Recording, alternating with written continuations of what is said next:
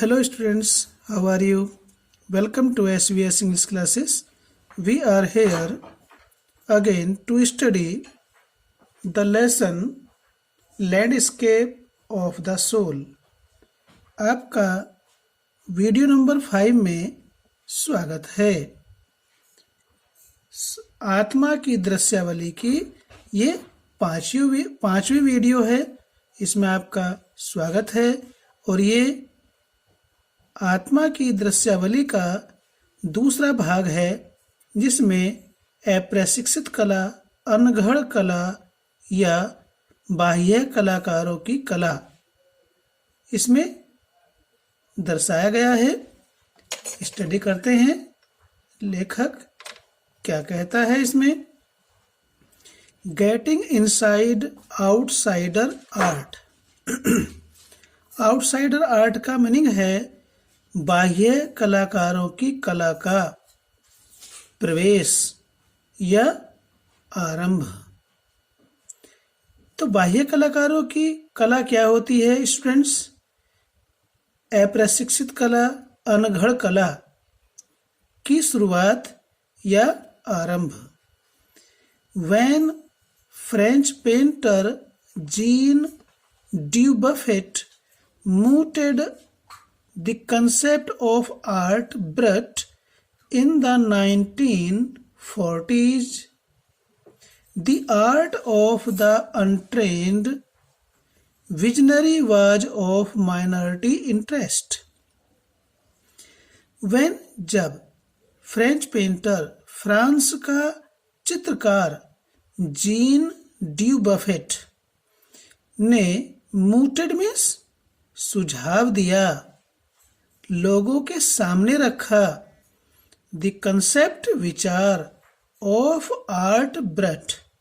Art brut means अनगढ़ कला, अप्रशिक्षित कला या बाहरी कलाकारों की कला। इन द 1940s 1940 के दशक में जब फ्रांस के चित्रकार जीन ड्यूबफेट ने अनगढ़ कला के विचार को लोगों के सामने रखा, लोगों को सुझाया, तो तब the art of the untrained visionary was of minority interest. The art of untrained means अप्रशिक्षित। विजनरी कहते हैं कल्पनाशील चिंतक या स्वप्नदर्शी। was थी of minority means अल्पसंख्यक, इंटरेस्ट means रुचि। अप्रशिक्षित कल्पनाशील चिंतक की कला बहुत ही कम लोगों की रुचि का विषय था। बहुत ही कम लोग रुचि लेते थे। 1940 के दशक में जब फ्रांस के चित्रकार जीन ड्यूबफेट ने अनगढ़ कला, अप्रशिक्षित कला की अवधारणा के विचार को लोगों के सामने रखा या लोगों को सुझाया, तब अप्रशिक्षित कल्पनाशील चिंतक की कला की रुचि बहुत ही कम लोगों में पाई जाती थी। From its almost veiled beginnings, outsider art has gradually become the fastest growing area of interest in contemporary art internationally. From its almost veiled beginnings, veiled का यहाँ पर मीनिंग वैसे तो वेल पर्दे के लिए आता है, घूंघट के लिए आता है, यहाँ पर है छिपी हुई या अस्पष्ट। बिगिनिंग मीन्स शुरुआत, ऑलमोस्ट लगभग अपनी छिपी हुई या अस्पष्ट शुरुआत से लेकर आउटसाइडर आर्ट, बाह्य कलाकारों की कला या अनघड़ कला, अप्रशिक्षित कला, इंटरनेशनली, विश्व स्तर पर, अंतरराष्ट्रीय स्तर पर, ग्रेजुअली, धीरे धीरे, हैज बिकम, बन गई है या हो गई है, the fastest growing area of interest, रुचि का सर्वाधिक तेजी से बढ़ता हुआ क्षेत्र बन गई है, इन कंटेम्पोरेरी आर्ट, समकालीन कला में। लेखक कहता है कि from its almost weld beginnings, लगभग अपनी छिपी हुई शुरुआतों से लेकर राष्ट्रीय स्तर पर धीरे धीरे समकालीन कला में, अनघड़ कला, अप्रशिक्षित कला, बाह्य कलाकारों की कला, रुचि का सर्वाधिक बढ़ता हुआ क्षेत्र बन गई है। This genre is described as the art of those who have no right to be artists, as they have received no formal training yet show talent and artistic insight. Author कहता है दिस जेनर, इस कला शैली को, is described, वर्णित किया जाता है, ये प्रेजेंट इंडेफिनिट टेंस की पैसिव वॉइस है, as the art of those, उन लोगों की कला के रूप में। इस कला शैली को उन लोगों की कला के रूप में वर्णित किया जाता है हु हैव नो राइट, जिनको अधिकार नहीं है, टू बी आर्टिस्ट, कलाकार कहलाने का या कलाकार होने का, जिन्हें अधिकार नहीं है।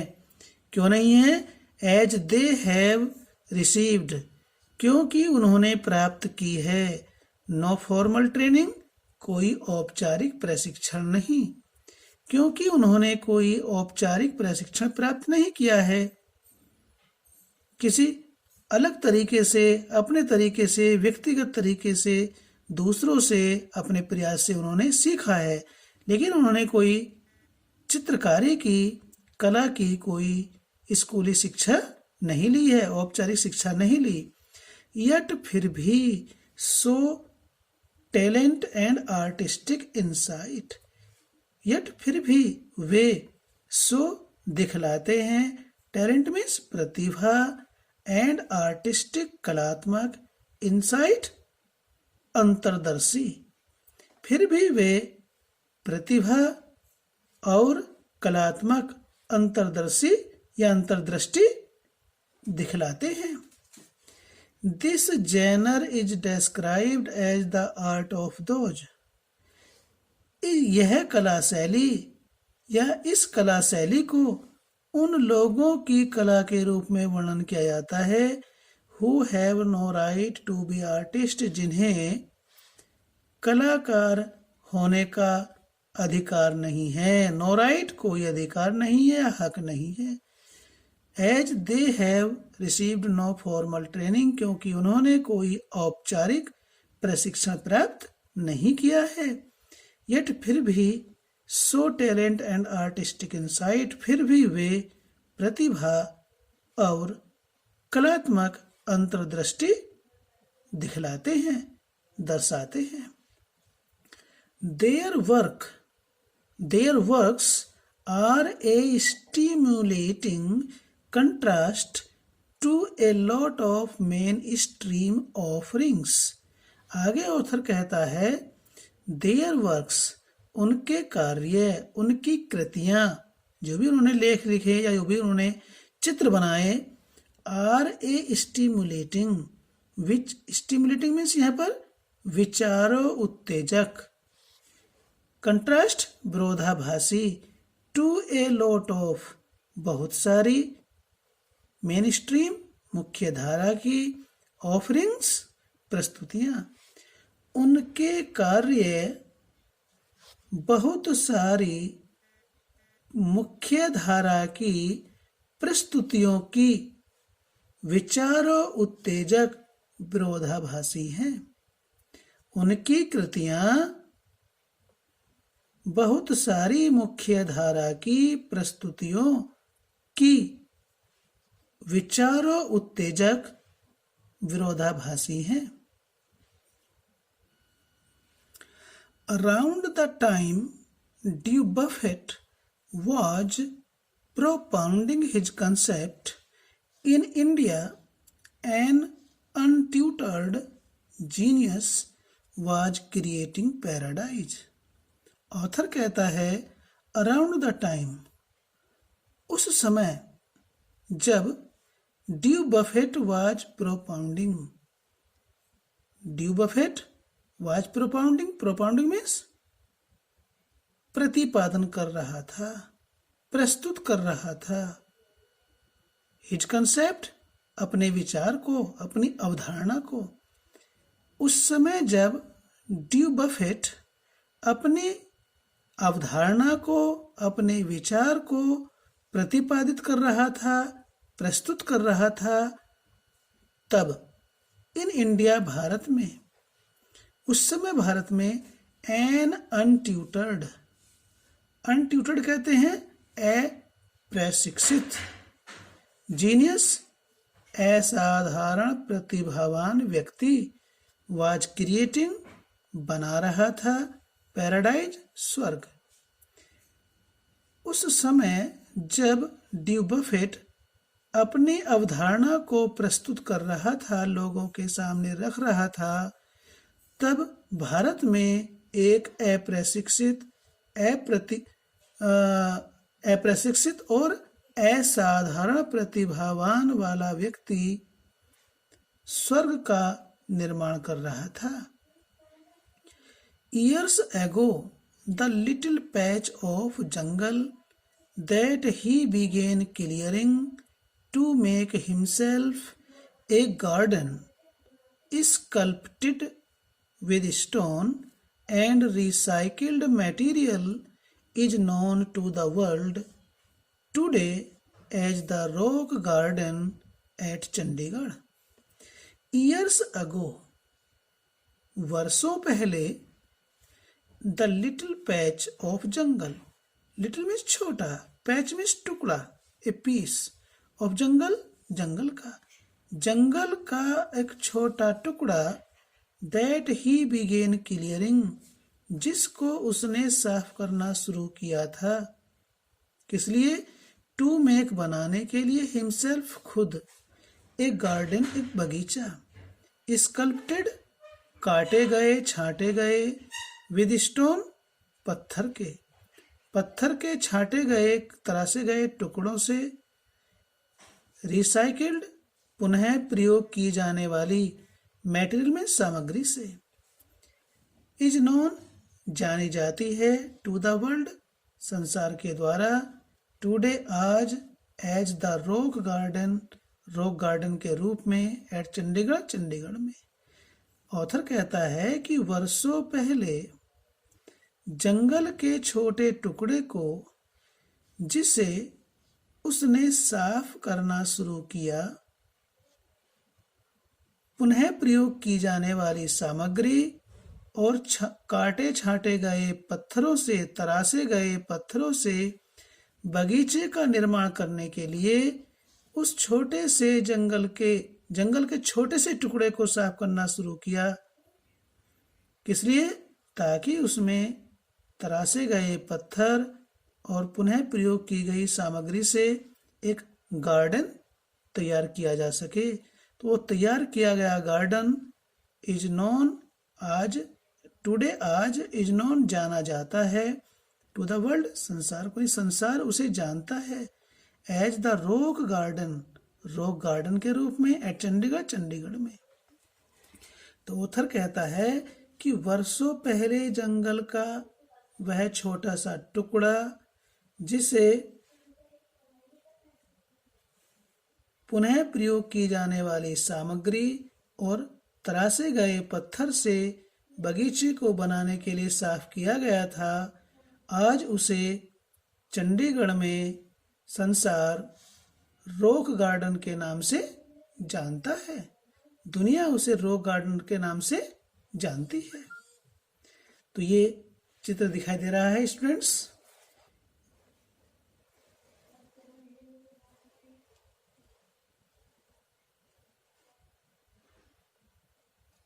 ये चित्र है a rock garden sculpture made of broken bangles by Nekchand. Nekchand नाम के कलाकार ने, चित्रकार ने टूटी हुई चूड़ियों से ये स्कल्पचर तैयार किए, ये शिल्पियां, ये ढांचे तैयार किए। इसमें पुनः प्रयोग की जाने वाली सामग्री और व्यर्थ की सामग्री, काटे छांटे तरासे गए पत्थरों का प्रयोग किया गया। तो इस कला को बनाने के लिए नेकचंद ने कहीं से कोई प्रशिक्षण, औपचारिक शिक्षा प्राप्त नहीं की थी। तो ऐसी कला जिसको बनाने के लिए औपचारिक शिक्षा प्राप्त नहीं की जाती है, फिर भी व्यक्ति असाधारण प्रतिभा दिखाता है, तो ऐसी कला को अनगढ़ कला, अप्रशिक्षित कला या बाह्य कलाकारों की कला का नाम दिया गया है। तो ये चित्र है, आपको दिखाई दे रहा है।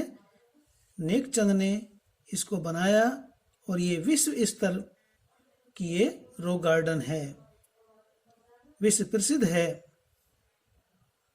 ठीक है, तो ये हमने आपको बताया और आपको ये अच्छा लगा होगा। और जाते जाते आपको एक बात रिमाइंड कराना चाहते हैं कि यदि आपने चैनल को सब्सक्राइब नहीं किया तो सब्सक्राइब कर लें, लाइक करें, कमेंट करें, क्योंकि आपका लाइक और कमेंट हमारे लिए बहुत ही सम्मानजनक बात है, महत्वपूर्ण है। तो इसलिए लाइक और कमेंट जरूर करें। फिर मिलते हैं आपसे वीडियो नंबर 6 में। इसका एक छोटी सी वीडियो और बनने वाली है, ठीक है, तब ये लेसन पूरा होगा। थैंक्स।